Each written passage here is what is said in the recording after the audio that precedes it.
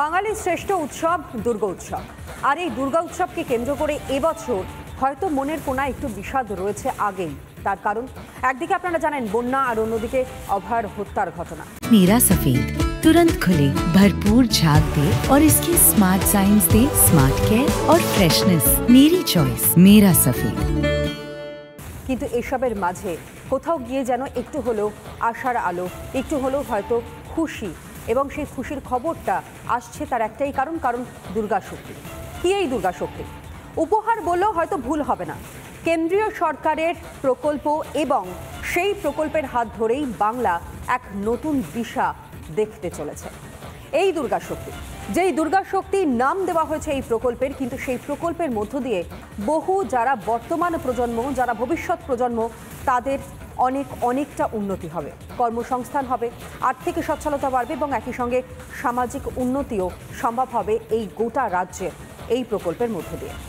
সবথেকে বড় বিষয়, কোথাও আমরা জানি, এটা এখনো পর্যন্ত কানে বাজে, যে বক্তব্য ইতিমধ্যেই প্রত্যেকটা মানুষের হয়তো মুখে মুখে ঘুরে ফিরেছে, সেটা হচ্ছে কৃষি আমাদের যদি ভিত্তি হয়ে থাকে তাহলে শিল্প আমাদের ভবিষ্যৎ। হয়তো সেই ভবিষ্যতের লক্ষ্য নিয়েই একটা সময় প্রাক্তন মুখ্যমন্ত্রী তিনি চেষ্টা করেছিলেন যাতে শিল্প এ রাজ্যে আসে, কিন্তু সেটা সম্ভব হয়নি। এখনো পর্যন্ত কটা শিল্প এ রাজ্যে এসেছে সেটাও সত্যি আমরা কেউ জানি না, কিন্তু হ্যাঁ, শিলান্যাস হয়েছে। এবং সবথেকে বড় বিষয়, বাণিজ্য সম্মেলন হয়েছে হাজার হাজার কোটি কোটি টাকা খরচ করে, খালি মৌসাক্ষরটুকুনি হয়েছে, কিন্তু তারপর ওই উত্তর অধরা। সবথেকে বড় বিষয় যেটা নিয়ে এই মুহূর্তে আসার আলো, সেটা হচ্ছে কলকাতায় হতে চলেছে সেমি কন্ডাক্টর প্ল্যান্ট। অর্থাৎ এই বিষয়ে আলোচনা প্রধানমন্ত্রী নরেন্দ্র মোদীর সঙ্গে ইতিমধ্যেই আমেরিকার প্রেসিডেন্ট জো বাইডেনের দ্বিপাক্ষিক বৈঠকে হয়েছে। রবিবার প্রধানমন্ত্রীর দফতর থেকে এক বিবৃতি জারি করে একথা জানানো হয়েছে, মার্কিন মুলুকে বসে ঘোষণা করেছেন প্রধানমন্ত্রী নরেন্দ্র মোদী। প্রকল্পের নাম দেওয়া হয়েছে দুর্গা শক্তি। কিন্তু কি এই দুর্গা শক্তি, সেটাও আপনাদের সামনে রাখবো, এবং এই দুর্গা শক্তি যদি হয় তাহলে কতটা উপকৃত হবে এ রাজ্যের মানুষ, সেই সমস্ত কিছু আলোচনার মধ্য দিয়ে তুলে ধরবো আপনাদের সামনে। কিন্তু তার আগে প্রধানমন্ত্রী ঘোষণা, বৈঠক, আমেরিকা সফর, এবং তার সঙ্গে দুর্গা শক্তি শারদ উপহার।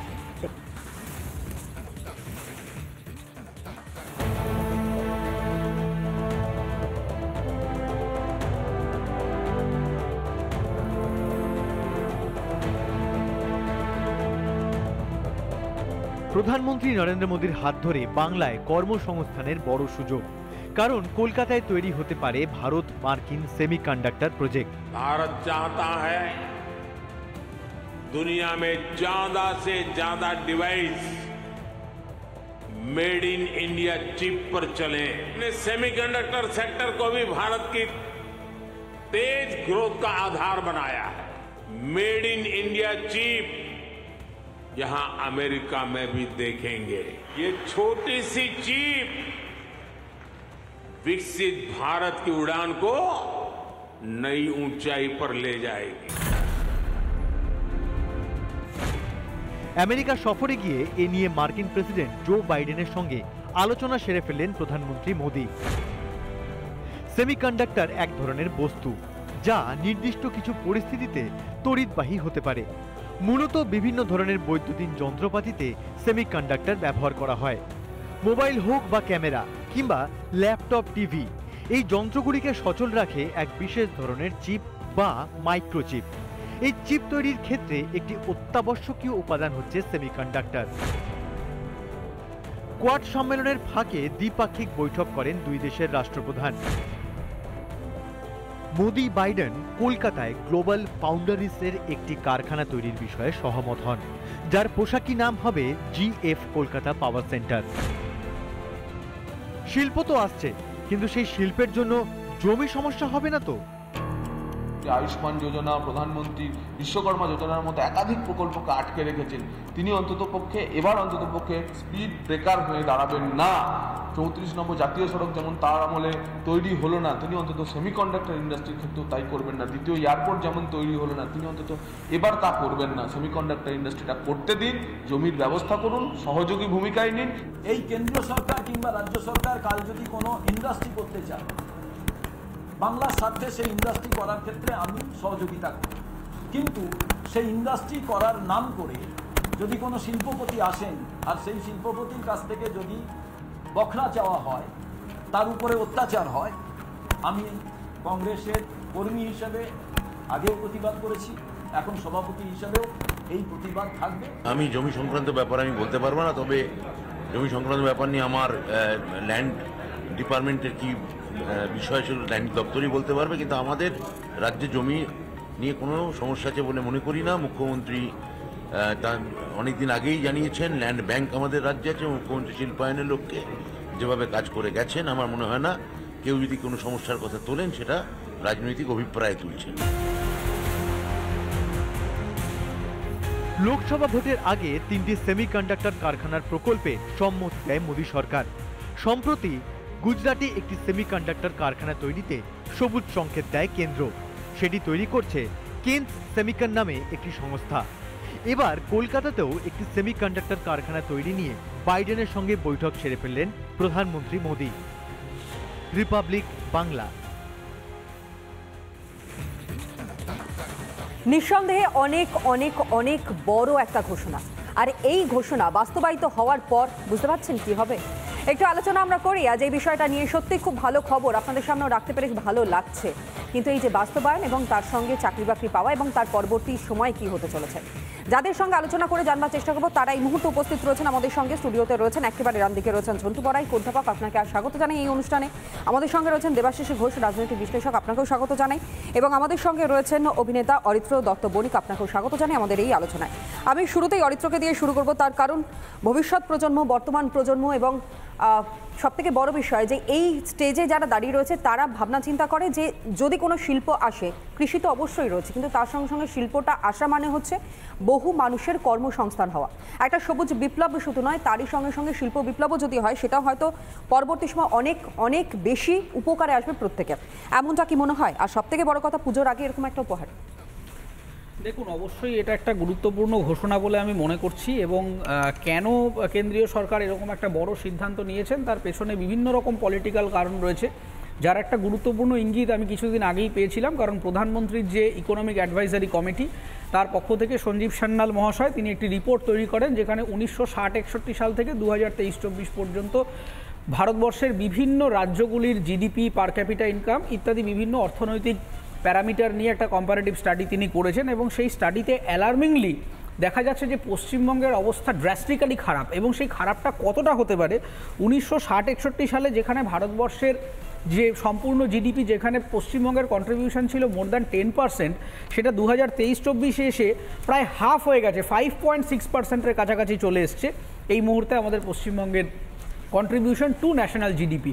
এবং আরেকটা গুরুত্বপূর্ণ দিক হচ্ছে যে পশ্চিমবঙ্গের যেহেতু কোনো বড় শিল্প নেই, এবং পশ্চিমবঙ্গের বড় শিল্প না থাকার কারণে অন্যান্য অ্যান্সিলিয়ারি শিল্পগুলো চলে যাচ্ছে, এবং পশ্চিমবঙ্গের এই মুহূর্তে সবথেকে বড় সমস্যা হচ্ছে brain drain. High school level থেকেই ছেলে মেয়েদেরকে যদি আপনি সার্ভে করেন, তাদের মধ্যে একটা ইন্টেনশনই থাকে যে এই স্কুলটা শেষ হয়ে যাবে, তারপর কলেজে পড়বো এবং কলেজটা একটা ডিগ্রি নিয়ে কলকাতার বাইরে চলে যাব।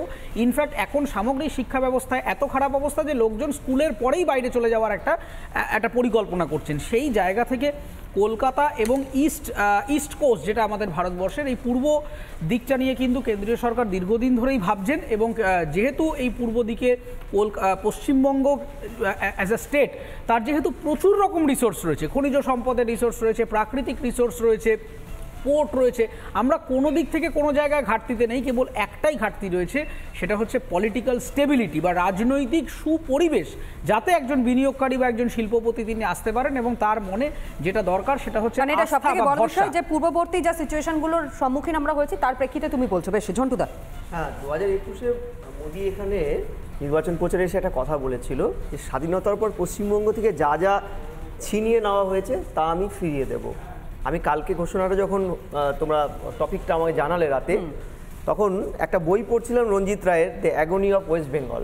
মানে কতটা বঞ্চনা একটা স্টেট। তুমি শুরুতেই বলছিলে যে হুগলি নদীর ধারে কলকাতা একটা ছিল, এত সমৃদ্ধ একটা জনপদ, মানে অবিভক্ত ভারতবর্ষেও সমৃদ্ধ জনপদের মধ্যে একটা ছিল শুবে এই বাংলা, সবচেয়ে ট্যাক্স আমরা পেড করতাম। অরিত্র বলছিল জিডিপির অঙ্কটা একটার পর একটা ছিনিয়ে নেওয়া হয়েছে, বঞ্চনা। তারপরে দায়ী শুধু ওরাও নয়, আমরাও। আভ্যন্তরীণ যে উইন উইন সিচুয়েশন শিল্পের, উইন উইন সিচুয়েশন, দেখো শিল্পের তো একটা ট্যাগলাইন নিয়ে থাকে, বটম লাইন একটা থিওরি থাকে যে যারা ইনভেস্টার তারা একটা স্টেবল পরিবেশ পাবে, সেই স্টেবিলিটি শুধু পলিটিক্যাল স্টেবিলিটি নয়, সোশ্যাল স্টেবিলিটি।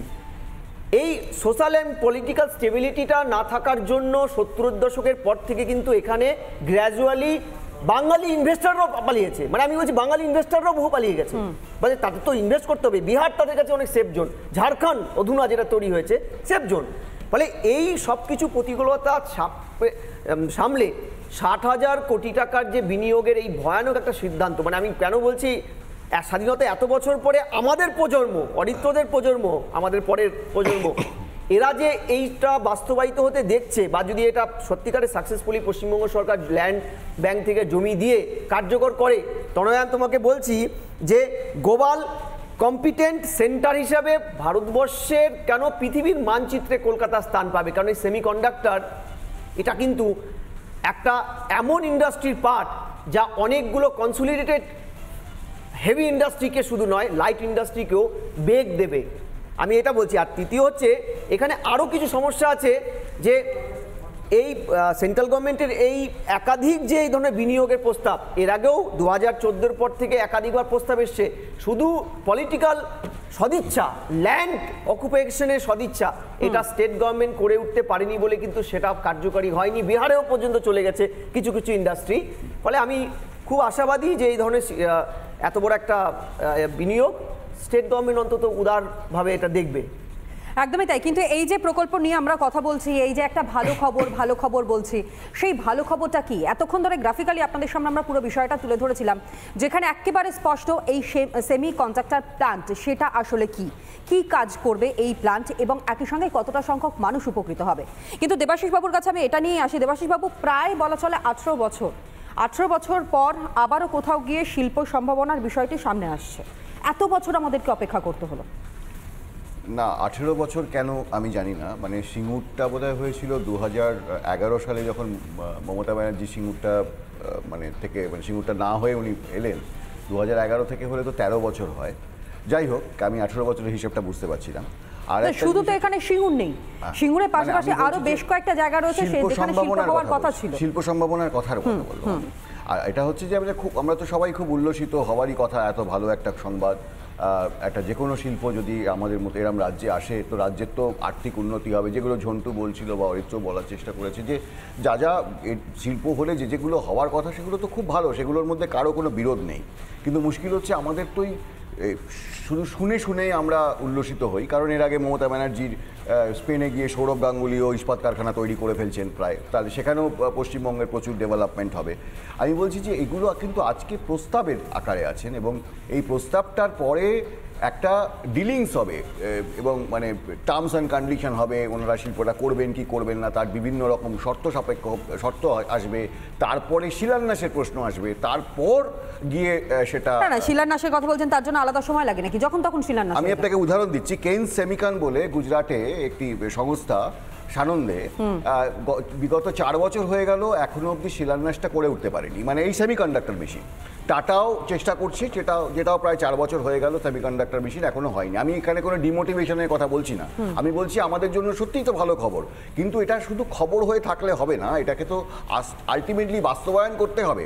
আমরা এগুলো আপনি দেখুন, আজকে সৌরভ গাঙ্গুলিও তো স্পেনে গিয়ে বললো মমতা ব্যানার্জি যে আমাদের ইস্পাত কারখানা হবে, এখনো অবধি মানে ঠিক কী হলো? মানে এই জায়গাটাই বলছি, আমরা তো শুধু খবর শুনলেই আমাদের ইকোনমি দাঁড়িয়ে যাবে না, আলটিমেটলি তো শিল্পটাকে করতে হবে। মানে আমি আপনাকে একটা উদাহরণ দিচ্ছি। এই যে আজকে আমরা সমস্ত জায়গায় বলি না make in India, make in India, make in India, যেটা হচ্ছে সেটা হচ্ছে পুরোপুরি কিন্তু মেক ইন ইন্ডিয়া কিছু হচ্ছে না। আসলে ধরুন আমি উদাহরণ দিচ্ছি, আমরা যে বাড়িতে যখন শীতকালে গিজার চালাই, গিজারে একটা টেকনোলজি আছে যাকে বলা হয় গ্লাস লাইন টেকনোলজি। এই যে ভারতবর্ষে প্রতি মাসে প্রায় 1 লক্ষ বা 1.5 লক্ষ গিজার তৈরি হয়, কিন্তু কেউ এই গ্লাস লাইন টেকনোলজিটা বানাতে পারে না, এটাকে ইম্পোর্ট করা হয় বাইরে থেকে। তো আমি বলছি এই যে মেক ইন ইন্ডিয়া, এই শব্দটা শুনতে খুব ভালো লাগে, কিন্তু আসলে আমাদের যে নিজস্ব ইনফ্রাস্ট্রাকচার বা এগুলোকে ডেভেলপমেন্টের এখনও কোনো সুযোগ ঘটেনি বা সুযোগ হয়নি।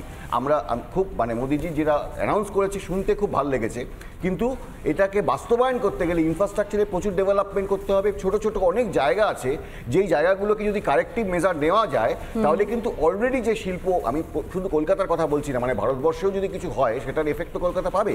তো সেই জায়গাতেও অনেক কিছু ডেভেলপমেন্ট হবে। শুধুমাত্র মার্কেটিং করলে হবে না, মানে আসলে বিজ্ঞাপনের জন্য, রাজনীতির জন্য বিজ্ঞাপন খুব ভালো, কিন্তু শিল্পের জন্য শুধুমাত্র বিজ্ঞাপনে চলে না। শিল্প করতে গেলে কিন্তু বিজ্ঞাপন না থাকলে পরিচিতি আসবে কোথা থেকে? অরিত্র, আমি এখান থেকেই জানবো, কারণ যেই চিপটা এই মুহূর্তে দাঁড়িয়ে অত্যন্ত একটা বড় জায়গা নিতে চলেছে বর্তমানে অত্যাধুনিক প্রযুক্তির সঙ্গে যা ওতপ্রোতভাবে জড়িত রয়েছে, সুতরাং একটা তো আশার আলো আমরা প্রত্যেকেই দেখতে পাচ্ছি। এটা তো শুধু মার্কেটিং নয়, তুমি বললে পলিটিক্যাল হয়তো অনেক ইস্যু সামনে আসতে পারে, অনেক বাধা হয়তো সম্মুখীন হতে পারে, কিন্তু সেন্ট্রাল গভর্নমেন্টের এইরকম একটা প্রজেক্ট চাইলে কি রাজ্য এর আগে পারতো না? নিঃসন্দেহে রাজ্যের সঙ্গে কেন্দ্রের তুলনা কোনোভাবেই টানা যায় না, কিন্তু তারপরেও প্রশ্নটা আসছে। তার কারণ বহুবার আমরা দেখেছি বাণিজ্য সম্মেলন হয়েছে, বহুবার শিল্পপতিরা তারা এখানে এসেছেন, তাদেরকে আমন্ত্রণ জানানো হয়েছে, স্বাক্ষর হয়েছে, কিন্তু তারপরেও তা বাস্তবায়নের পথে যায়নি।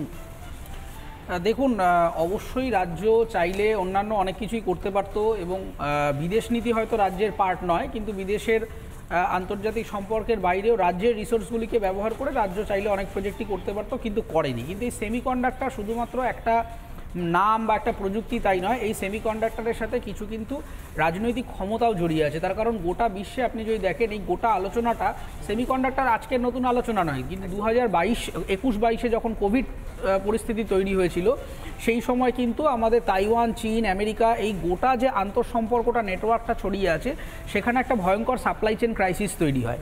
এবং এই সাপ্লাই চেন ক্রাইসিসের জন্য কিন্তু ইলেকট্রনিক গেজেট এবং অটোমোবাইল ইন্ডাস্ট্রিতে ব্যাপক ক্ষতি হয়েছিল, প্রচণ্ড মূল্যবৃদ্ধি হয়েছিল। তখন সাউথ এশিয়ান কান্ট্রিগুলি তারা বুঝতে পারে যে এই যে অর্থনৈতিকভাবে এই বিদেশি শক্তির ওপরে নির্ভরশীলতা, সেইটার কারণে আমাদের কিন্তু অনেকটা ভরসা তাদের ওপরে করতে হচ্ছে।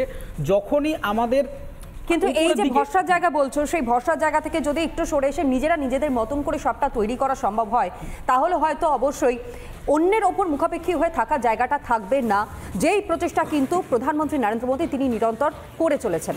এমনকি শুধুমাত্র এই চিপ যেটার কথা বলা হচ্ছে বা এই প্রকল্পের মধ্য দিয়ে ভারতবর্ষের মানুষ উপকৃত হবেন তা নয়, এমনকি বিদেশের মানুষের সঙ্গে এই যে সম্পর্কটা, বাণিজ্যিক সম্পর্ক, সেটাও কিন্তু অনেকটাই উন্নত হবে।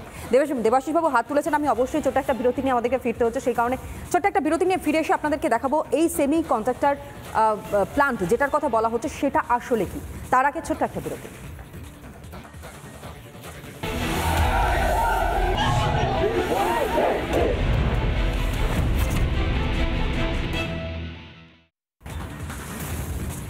যে ঘোষণা করা হয়েছে ইতিমধ্যেই মার্কিন মুলুকে দাঁড়িয়ে, যে ঘোষণা প্রধানমন্ত্রী নরেন্দ্র মোদী তিনি করেছেন, সেমি কন্ডাক্টর প্লান্ট তৈরি হচ্ছে। কোথায় হচ্ছে?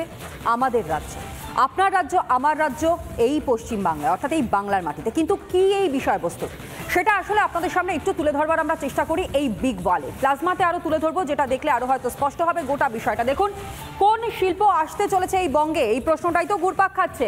এরই উত্তর হতে চলেছে সেমি কন্ডাক্টর কারখানা। এর মধ্য থেকে কী লাভ হতে পারে? সেমিকন্ডাক্টর এক ধরনের বস্তু, এবং পরের ইনফরমেশন আপনাদের সামনে রাখি, বিশেষ পরিস্থিতিতে তড়িৎ বাহক হতে পারে। এবং একই সঙ্গে জানাই আপনাদের, দেখুন, বিশেষ পরিস্থিতিতে যেমন তড়িৎ বাহক হতে পারে, ঠিক একই রকমভাবে বৈদ্যুতিন যন্ত্রপাতিতে সেমি কন্ডাক্টর ব্যবহার করা হয়। কোন শিল্প আসছে সেই সংক্রান্ত বিষয় নিয়ে তো অবশ্যই জানতে হবে। যন্ত্র সচল রাখতে বিশেষ ধরনের চিপ বা মাইক্রোচিপ, এই চিপ বা মাইক্রোচিপের সঙ্গে কম বেশি আমরা প্রত্যেকেই পরিচিত। চিপ তৈরিতে প্রয়োজন এই সেমি কন্ডাক্টর, যার মধ্য দিয়ে চিপ তৈরি করা হবে। এবং একই সঙ্গে আপনাদেরকে দেখাই, তৈরি হবে ইনফ্রারেড এবং গ্যালিয়াম নাইট্রাইড সেমি কন্ডাক্টর। এর সঙ্গে যেই তথ্যগুলো আপনাদের সামনে আমরা তুলে ধরছি, সিলিকন কার্বাইড সেমি কন্ডাক্টরও তৈরি হবে, যে বিষয়বস্তু নিয়ে আজ আলোচনা, তাই আপনাদের সামনে আরও খোলসা করছি। আর এই চিপ ব্যবহারে দূষণও কমবে।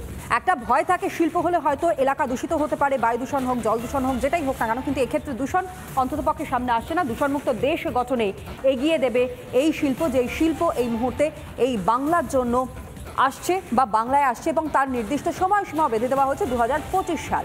এবং এই প্রকল্প বা এই শিল্প আসবার পর কতটা উপকৃত আমি, আপনি এবং একই সঙ্গে দেশের অর্থনীতি, রাজ্যের অর্থনীতি হবে, এবং আন্তর্জাতিক সম্পর্কটি কোন জায়গায় দাঁড়াবে, সেটা নিয়েই আজ আমরা আলোচনা করছিলাম। আর এরই সঙ্গে এই যে তথ্যগুলো আপনাদের সামনে আমরা তুলে ধরলাম, একেবারে স্পষ্ট হলো তাহলে এই শিল্পটা কি।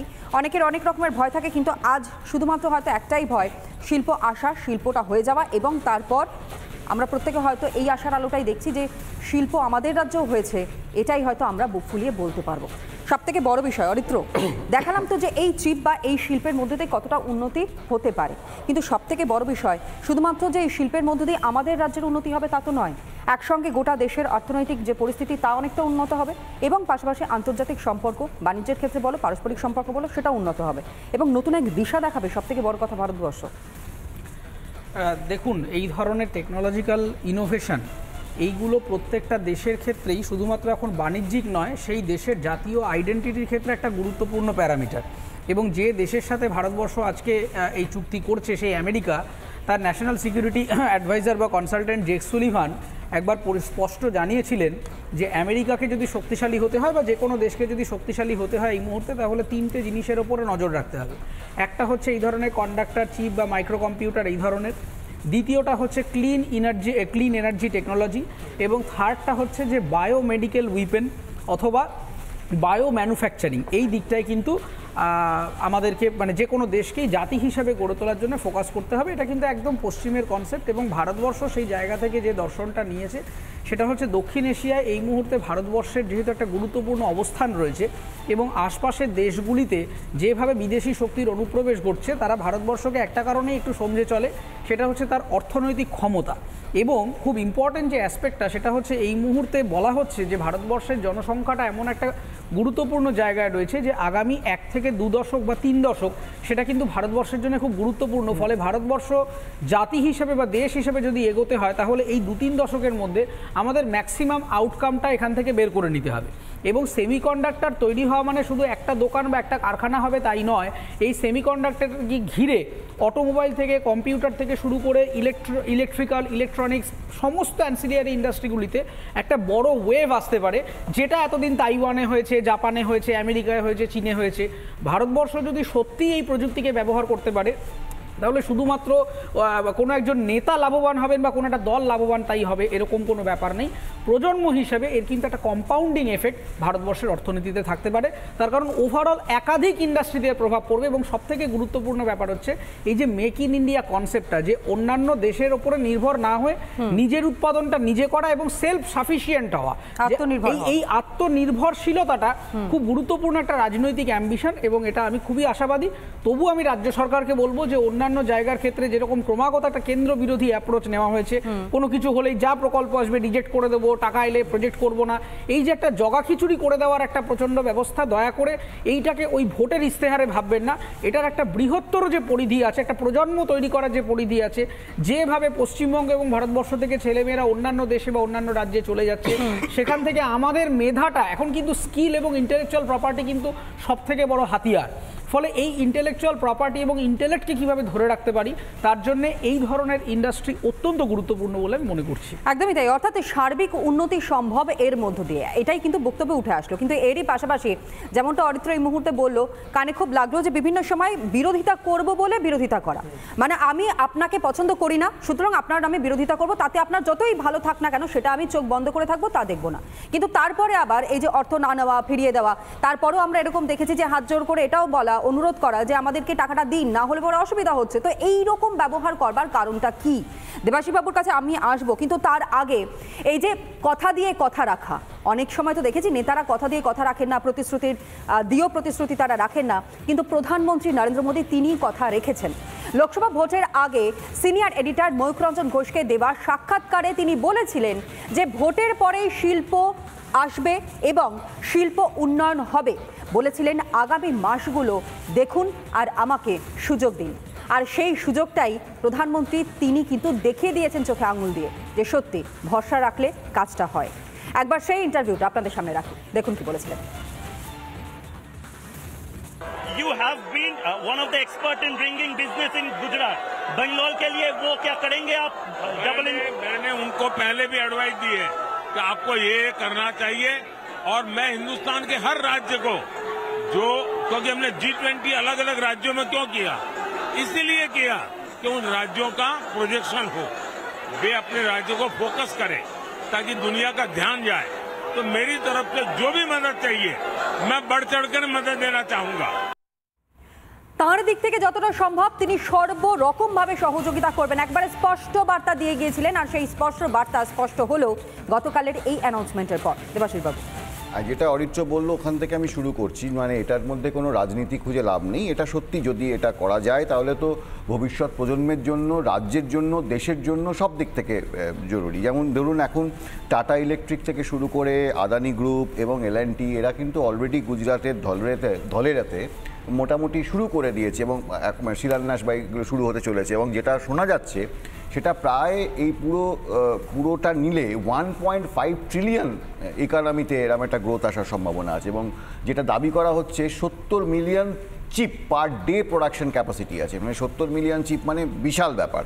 এবং সবথেকে বড় কথা হচ্ছে যে এই যে আজকে বিভিন্ন রকম যে দূষণ দেখা যাচ্ছে, এই ধরনের সেমিকন্ডাক্টর মেশিন বা যে চিপগুলো আসবে তাতে কিন্তু আমাদের ইকোসিস্টেমকে অনেকটা ডেভেলপ করা যাবে। অতএব সেই দিক থেকে ভাবলে এটা কিন্তু ভবিষ্যতের জন্য, আগামী দিনের জন্য এটা খুব দারুণ একটা ব্যবসায়িক সুযোগ এবং রাজ্যকে এগিয়ে নিয়ে যাওয়া এবং দেশকে এগিয়ে নেওয়ার জন্য এর থেকে ভালো আর কিছু হতে পারে না। অতএব সেইখান থেকে আমরা সবাই খুব আনন্দিত এবং উল্লসিত। কিন্তু আবার পাশাপাশি এটা রয়েছে, যেহেতু আমরা ওই বলে না ওই ঘর পোড়া গরু সিঁদুরে মেঘ দেখলে ভয় পায়, মানে আমরা তো এখানে দেখেছি, আমাদের চোখের সামনে দেখেছি সিঙ্গুরকে নষ্ট হতে দেখেছি, শিল্প সম্ভাবনাকে নষ্ট হতে দেখেছি। তো আমরা যেটা ঝন্টুও বোধহয় বলার চেষ্টা করি, অরিত্রই বলছিল যে এর মধ্যে কোনো জমি জট বা অন্যান্য বিভিন্ন রকমের না করে এই শিল্প যদি আসে এবং এটাকে যেন সাদরে গ্রহণ করা হয়, এটা রাজ্যের জন্য ভালো হবে এবং আলটিমেটলি দেশের জন্য ভালো হবে। মানে আপনারাও চাইছেন যে এই শিল্পটা যাতে আসুক এবং তাতে সার্বিক উন্নতি প্রত্যেকের হবে, এর মধ্যে কোনো রাজনীতি, যে কোনো সুস্থ মানুষই চাইবেন শিল্প আসুক এবং সেটা সবাই ওয়েলকাম করবে। বেশ, আমি একটু ঝন্টুবাবুর কাছে আসি। ঝন্টুবাবু, অত্যন্ত সাধারণভাবে একটা মানুষ, মানে আমার ক্ষেত্রে আমি বলছি যে সাধারণভাবে যদি আমরা ব্যাখ্যা করি, একটা শিল্প আসার ক্ষেত্রে সবথেকে বড় বিষয় হচ্ছে র ম্যাটেরিয়াল, যেখানে এনভায়রনমেন্ট এবং তার সঙ্গে হচ্ছে ম্যান পাওয়ার, তিনটেই তো আমাদের এখানে রয়েছে। তাহলে সমস্যা কোথায়? আমি বলছি এই তিনটে বরাবর আছে। বাঙালি বুদ্ধিদীপ্ত জাতি, সারা ভারতবর্ষে অন্য প্রদেশে যাও, বাঙালি এক্সিকিউটিভ লেভেলের কাজগুলো করে। শুধু তাই নয়, আমার বাড়ি ভুটান বর্ডারে, ভুটানের যতগুলো প্রজেক্ট ইন্ডিয়ার সাথে কোলাবোরেশনে হয়, বিশেষ করে তাপ জলবিদ্যুৎ, সবগুলো এক্সিকিউটিভ পদে বাঙালি। ভুটিয়াও নেই, ভুটিয়া মানে বাঙালি মেধাটা এই জায়গায় গিয়ে, কিন্তু বাঙালি মেধা এখানে থাকে না কেন? এটা একটা তো অ্যানালাইসিসের ব্যাপার। দেখো আমাদের এখানে তো ফ্রিঞ্জ এলিমেন্ট রাজনীতিটাকে কন্ট্রোল করে, ফ্রিঞ্জ এলিমেন্ট, মুখ্যমন্ত্রীর কথায় বখাটে ছেলে, তারা কন্ট্রোল করছে। দ্বিতীয় হচ্ছে ওয়ার্কিং কন্ডিশনে আমি দেখছিলাম যে নিগোসিয়েবল ইনস্ট্রুমেন্ট আইন, যেটা 1881 সালে, যেখানে ছুটি ইয়েটা তৈরি হয়, তুমি শুনলে অবাক হবে ভারতবর্ষে অন্যান্য রাজ্য থেকে আমাদের কর্মসংস্কৃতি এতটা পিছিয়ে যে আমরা 242 দিন কাজ করি বছরে, 365 দিনের মধ্যে, ছুটির ফাঁদে আমাদের কর্মসংস্কৃতি। আর এই জায়গায় দাঁড়িয়ে আজকে যে ইন্ডাস্ট্রির প্রস্তাবনাটা কেন্দ্র সরকারের তরফ থেকে আমেরিকার সাথে যৌথ উদ্যোগে করা হচ্ছে, এর পিছনে দুটো লজিক আমি দেখি। একটা হচ্ছে, দেখো শিল্পে আমাদের যে একটা ভর কেন্দ্র, এই মুহূর্তে পৃথিবীর একটা ভর কেন্দ্র শিফটের দিকে যাচ্ছে, ভারতকে ওরিয়েন্ট করে কিন্তু একটা নতুন জাগরণের আশা দেখছে। দেখো সবটার পিছনে তো পলিটিক্যাল পার্ট থাকে, এটা গ্লোবাল পলিটিক্সের পার্ট। দ্বিতীয় হচ্ছে, প্রধানমন্ত্রী 14তে আসার পরে তাদেরই বিগত সরকারের একটা পলিসি ছিল লুক ইস্ট, পূর্বে তাকাও, সেটাকে চেঞ্জ করে উনি বলেছিলেন অ্যাক্ট ইস্ট। এই যে ইস্টের দিকে শিফট করে যাওয়া, আজকে যদি তুমি এনজিবি স্টেশনে নামো, নর্থ বেঙ্গলের মানে নর্থ ইস্টের প্রবেশদ্বার, তুমি ভাবতে পারবে না যে কত বড় মাপের একটা পাইলট প্রজেক্ট হচ্ছে। মানে কান্ট ইমাজিন যে ভারতের প্রবেশদ্বারটাকে, নর্থ ইস্টের প্রবেশদ্বারটাকে কিভাবে ভাবা হচ্ছে। কিন্তু তারপরেও আমি বলছি যে পশ্চিমবঙ্গ সরকার 11তে ক্ষমতায় আসার পরে প্রেজেন্ট সরকার, বামেদের সেই যে স্লোগান ছিল কৃষি আমাদের ভিত্তি, শিল্প আমাদের ভবিষ্যৎ, তুমি যে স্লোগানটা শুরু করেছিলে, সেটা কার্যত তারা রেখেছে, কিন্তু সেটা ব্যবহারিক ক্ষেত্রে তারা করে ফেলেছে যে কৃষি আমাদের ভীতি, শিল্প আমাদের ভিত্তিপ্রস্তর। এটা যে যারা করে ফেলেছে পলিসিগতভাবে, কৃষি আমাদের ভীতি, শিল্প আমাদের ভিত্তিপ্রস্তর, যে মুখ্যমন্ত্রী মমতা ব্যানার্জিকে কত কিছু উদ্বোধন করতে দেখা যায়, মেলা খেলা, কিন্তু একটা ইন্ডাস্ট্রিকে উদ্বোধন করতে দেখা যায়নি আজ অবধি। অন্তত তথ্য পরিসংখ্যান বলছে। তারা কি আন্তরিক হবে? তারা কি রাজনীতির বাইরে গিয়ে এটা করতে পারবে? বড় শিল্প তো দূরের কথা, ছোটখাটো শিল্প আমরা দেখেছি নাকি ক্ষুদ্র বা মাঝারি শিল্প, সেটাও তো নজরে পড়ছে না সেরকম ভাবে। চাপ শিল্প বা ওই কাপাসে তুলো দিয়ে বালিশ তৈরি করা, এগুলো তো শিল্প হতে পারে না। তোমাকে বলছি, নর্থ বেঙ্গলে যেহেতু ওখানকার লোকাল রিসোর্স হচ্ছে কাঁচামাল, প্রচুর সবজি, এখানে যে ফুড প্রসেসিং ইন্ডাস্ট্রিগুলো বামেদের সময় তাও বা ছিল, যে পাইনাপেল যে জুস, নর্থ বেঙ্গলে সবচেয়ে বেশি তৈরি হয়, সেগুলো একে একে উঠে গেছে তোলার জন্য। তোলা এত পরিমাণে চেয়েছে যে জলপাইগুড়িতে একটা ফ্রুটি কোম্পানি ছিল, আমি নামটাই বলছি যেহেতু প্রচুর ওখানে র মেটেরিয়াল পাওয়া যায়, সেটা পালিয়ে গেছে। তোমার চ্যানেলে প্রোগ্রাম করেছি আমরা দিনের পর দিন। আমি বলছি শিল্পের এই যে বেসিক জায়গাটা দেখো, সেন্ট্রাল গভর্নমেন্ট বা আমেরিকা শিল্প না হয় এখানে করলো, পরিকাঠামো তৈরি করলো শিল্পের জন্য, কিন্তু এখানকার যে শ্রমের ইনভায়রনমেন্টটা তো উনি মঙ্গল গ্রহ থেকে আনবে না বা আমেরিকার থেকে আনতে পারবে না। শিল্পের ইনভায়রনমেন্টটা, এখানকার যে মেন রিসোর্স মানুষ, স্কিল লেবার, তারা এখানকার কর্মসংস্কৃতিটা পশ্চিমবঙ্গের। তুমি যদি 242 দিন কাজ করো, এক্সট্রা ছুটি দিয়ে দাও, যখন তখন সেকশনাল হলিডে ঘোষণা করে দিচ্ছ, যখন তখন ঘেরাও, চুনিপুটি বড়পুটি সব নেতা তারা গিয়ে টাকা চায়, তাহলে একটা ইন্ডাস্ট্রি থাকতে পারে না। এই জায়গাটা অ্যাসুরেন্স করা, দেখো বাঙালির কিন্তু একটা বদনাম আছে, বাঙালি অফিসার দিল্লিতে গিয়ে ইন্ডাস্ট্রি চালাচ্ছে, আমেরিকায় গিয়ে ইন্ডাস্ট্রি চালাচ্ছে। তুমি শুরুতে বলেছো যে অরিত্র বলছিল উচ্চ মাধ্যমিক স্তর থেকেই ছেলে মেয়ে ভাবা শুরু করে, আমার মেয়ে ক্লাস 7-8 ভাবা শুরু করেছে বাইরে গিয়ে পড়বে। মানে ইনভায়রনমেন্টটা এমন তৈরি করে ফেলেছি আমরা আমাদের ছায়াকেও ভয় পাই বাংলায়, অথচ এই বাঙালি গিয়ে বাইরের জগতে রাজত্ব করছে। আমেরিকার ম্যাক্সিমাম ডাক্তার বাঙালি, ঠিক আছে? ফলে এই পার্টটা কিন্তু আমাদের বুঝতে হবে। দেখো পরিষ্কার বলছি, আমাদের যে ওই যে উইন উইন সিচুয়েশন শিল্পের নামে কোনো লুকোচুরি নয়। আপনি সৌরভকে ডাকুন বা বাডেনকে ডাকুন, আপনাকে উইন উইন সিচুয়েশনে আন্তরিক হতে হবে যে আমি বাংলাকে জগৎ সভায় শ্রেষ্ঠ আসনে আবার আসীন করব, যেটা লাস্ট কয়েক দশকে কেন্দ্রের বিভিন্ন লাইসেন্স আইন, মাসুল সমীকরণ আইন, একের পর এক বাংলা উদ্বাস্তু হয়ে গেছে শিল্পে।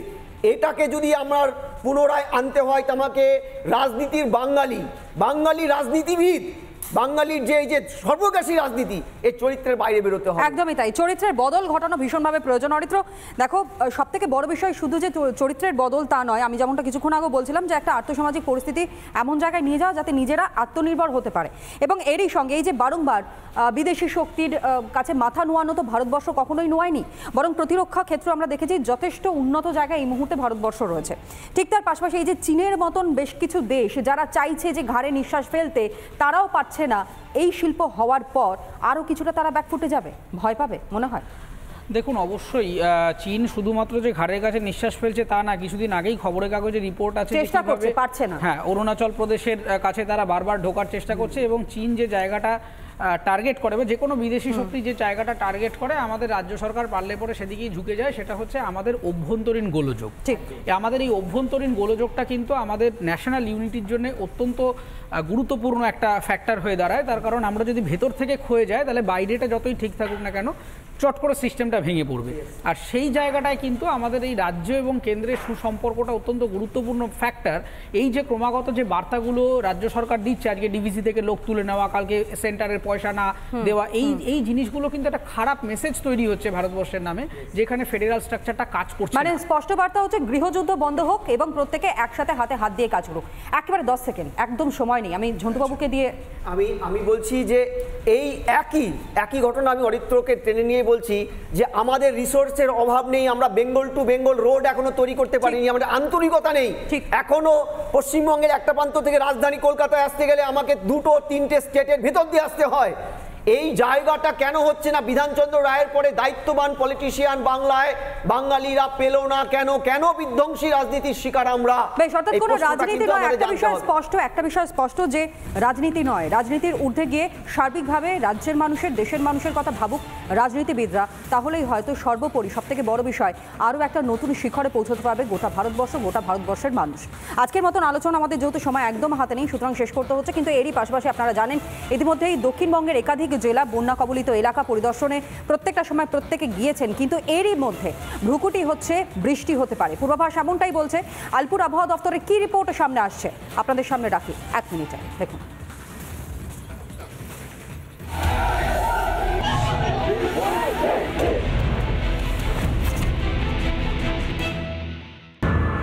সকাল থেকে আকাশের মুখ ভার, মেঘলা আকাশ রয়েছে সকাল থেকে এবং আলিপুর আবহাওয়া দপ্তর সূত্রে খবর যে জোড়া ঘূর্ণাবর্তের প্রভাবে উত্তর পশ্চিম এবং পশ্চিম মধ্য বঙ্গোপসাগরে একটা নিম্নচাপ তৈরি হয়েছে।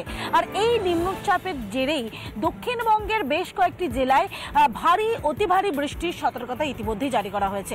অর্থাৎ এক সপ্তাহ ধরে দক্ষিণবঙ্গের বেশ কয়েকটি জেলায় ভারী বৃষ্টির সম্ভাবনার সঙ্গে বজ্রবিদ্যুৎ সহ বৃষ্টির পূর্বাভাস রয়েছে। তার মধ্যে অন্যতম উত্তর এবং দক্ষিণ 24 পরগনা, পুরুলিয়া, বাঁকুড়া, ঝাড়গ্রাম থেকে শুরু করে বীরভূম থেকে শুরু করে এই একাধিক যে জেলা রয়েছে এই সমস্ত জেলাতেই ভারী বৃষ্টির পূর্বাভাস রয়েছে। এবং তার মধ্যে উত্তর এবং দক্ষিণ 24 পরগনাতেও কিন্তু সোমবার অর্থাৎ আজকে হলুদ সতর্কতা জারি করা হয়েছে। দার্জিলিং, কালিম্পং জেলাতেও ভারী বৃষ্টি হবে। সোমবার থেকে বৃহস্পতিবার এই বৃষ্টির যে রেশ সেই রেশ থাকবে দক্ষিণবঙ্গ এবং উত্তরবঙ্গ। মহিষেটের সঙ্গে তুলিকার রিপোর্ট, রিপাবলিক বাংলা, কলকাতা।